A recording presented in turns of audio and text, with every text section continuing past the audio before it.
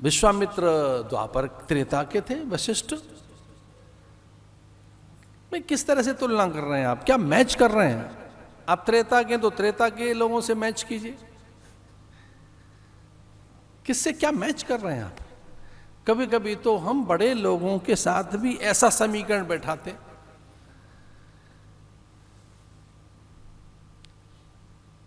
ये ध्यान से सुनने की बात है।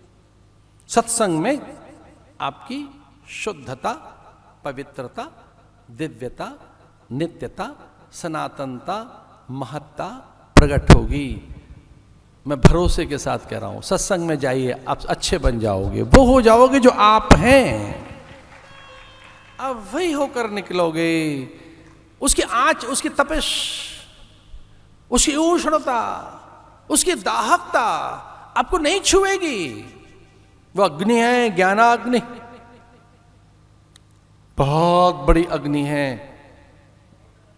अग्नियों पर जब विचार हुआ तो बताया कामाग्नि, जठराग्नि, क्रोधाग्नि, कितनी अग्नियां हैं।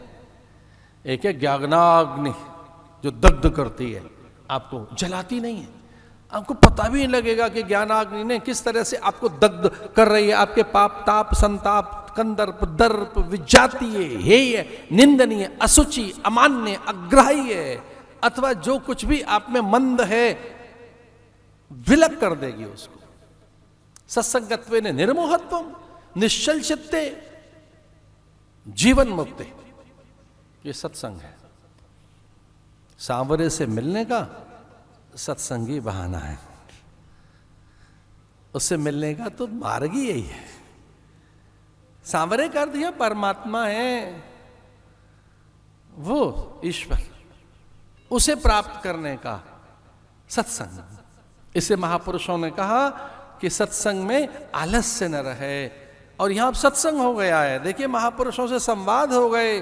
परिप्रश्न ने सेवया, गुरु मिले तो प्रश्न करो उनसे, आत्मकल्याण विषयक, आत्म विषयक।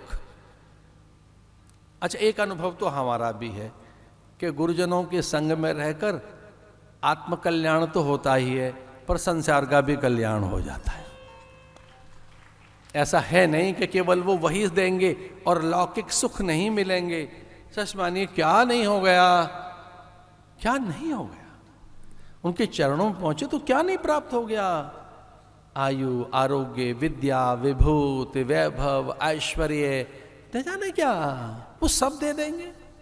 सब ईश्वर की सब संपदा आपके लिए ही तो है, आप उसकी संतान हैं। इसे सारे कार्य सिद्ध होते हैं, सारे सब मना वांछाएं भी, मनोरथ भी।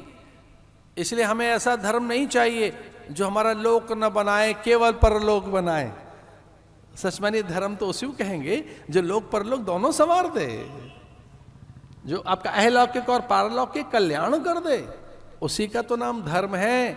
और वह सकल सिद्धिदायक है, सर्व भय विनाशनम। ऐसे सूत जी ने कहा, भक्ति के ज्ञान वैराग्य नाम के दोनों पुत्र कथा से जीवंत हो गए। मुखरता आ गई, प्रखरता आ गई, तेजस्विता आ गई, प्राणवंत हो गए, अस्तित्व का बोध हो गया उन्हें जो मृतप्राय थे। भो भो साधो क्षणम तिष्ठ।